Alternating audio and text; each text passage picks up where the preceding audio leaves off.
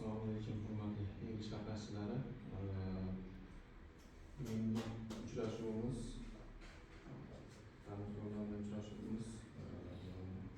belgilangan 20-may kuni Aytabank Jalaqo'rg'on Aytabank mahallada ishlash bo'limi boshlig'i Abdulla Jasur bo'limi. Sizlarga hozirda bank hisobidan berilayotgan kreditlar haqida ma'lumot berib o'taman. Birinchisi mahalla loyihasi dasturi doirasida kreditlarimiz bor. Ajratilyapti 50 million so'mgacha.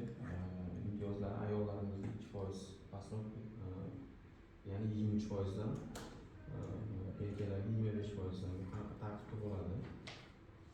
O'zini o'zi band qilgan ishsiz fuqaro eng kamida 2 oy muddatda ishlamagan bo'lishi kerak. Ishga hozirlangan davlat soliq inspeksiyasidan o'zimiz band qilgan yoki yagona o'zimiz band qilib hujjatlar keladi bizga.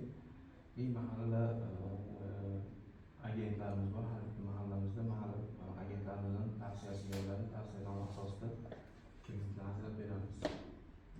Ikkinchisi bizga birinchi qadam loyihamiz bor.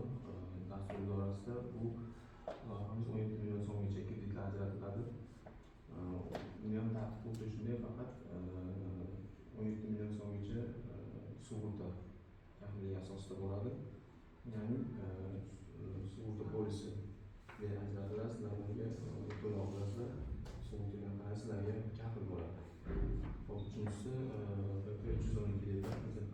312 qaror bo'yicha 100 million so'mgacha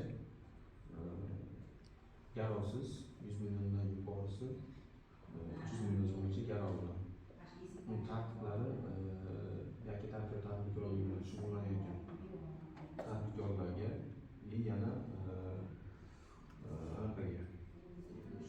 o'zini o'zi masalan oldin kredit olib vaqtida to'lagan, ya'ni qanaqa oilaviy tadbirkor yo'nalishi bo'yicha oldin bizda bankdan yo boshqa banklardan kredit olgan, vaqtida to'lagan, kamdan ma'lumot salbiy bo'lmagan fuqarolarga 100 million so'mgacha kredit chiqaramiz. 300 million so'mgacha, 300 million so'm garovsiz. Yana boshqa loyihalarimiz bor, ya'ni oylik shaxsiga beriladigan kreditlarimiz. Ularda alohida davlat tashkilotlarida ishlaydigan ishchi xodimlarga onlayn ijro qarzlarimiz bor. Yana hozirda yangi ta'minotimiz yangi bo'lyapti. Yana kreditlarimiz 5 million so'mgacha. Kreditimiz bor, yana 5 million so'mgacha u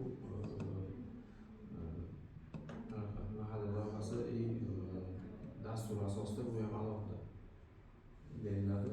Shulardan ham foydalansanglar bo'ladi. Har bitta mahallamizda agentlarimiz faoliyat yuritadi. Shu agentlardan to'liq ma'lumotlarni nima kerak bo'lsa hujjatlarda olishlar mumkin. 17 milliongacha bo'lgan kreditni sug'urta polisi bilan deyapsiz. Sug'urta polisi anga 820 ming so'm. 17 million kreditimizniki 6 oy imtiyozli davr. 4 yil muddatga beriladi. 6 oy imtiyozli davr. 6 oy ichida faqat foiz to'laysiz. 6 oydan keyin ta'lim qo'shiladi, ta'lim bilan chiqiladi. Agar foizi erkaklarga 25%dan, ayollarga 23%dan. Plastik kartasiga tushiriladi, anaqa ko'rinishda olasiz. Sug'urta to'lovi. Agar o'zingiz xohlasangiz sug'urta qilasiz, bo'lmasa kafillik shartnoma qilsangiz ham bo'ladi. Kafil bilan ham beramiz. Bu sug'urtalar tashqari o'zini band qilish ham kerak. Ha, o'zini o'zi band qilganligi ko'rinadi. Soliqdan bir yilga o'zingiz band qilinadi. Band qilgan hujjatni taqdim qilasiz. Tushunarli. Yana savollar bormi?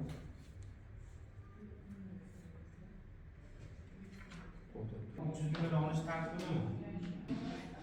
300 million edi. Tartibi foydasi qanday bo'ladi olishda? Bizning qaror 312-qaror bo'yicha 300 million so'mgacha 100 million so'mgacha garovsiz, 100 milliondan yuqorisi garov bilan, ya'ni masalan ko'chmas mulk bo'lishi kerak, ko'chmas mulk yoki avtotransport vositalari garov asosida qo'yiladi. Buni tartibi dasturlarimiz bor. Masalan, ko'chmas mulk bo'lsa, baholash xizmati bor, elektron baholanadi. Birinchi bir baholab kiritib kirgizib olamiz. Ya'ni siz 300 million so'mlik olmoqchi bo'lsangiz, 100 ga baholanadi. Ya'ni 360 million so'mlik garov qo'yishingiz kerak bo'ladi. Shunga masalan bino bo'lsa, faqat yashab turgan xonadon bo'lishi kerak emas. Chunki yashab turgan xonadonlarni garovga olingan. Ya'ni masalan boshqa joyda ko'chmas mulk, ya'ni qanaqadir oshxona yoki do'kon, avtotransport vositasi ishlab qo'yish mumkin. Avtotransport vositalarini ham qo'yish tartibi bor. Ishlab chiqarilganidan so'nggi 5 yil ichida ishlab chiqarilgan bo'lishi kerak. 5 yildan buyon bo'lishi, ya'ni 20-yilga shu oylarda o'tmagan bo'lishi kerak ishlab chiqarilgan. Ularga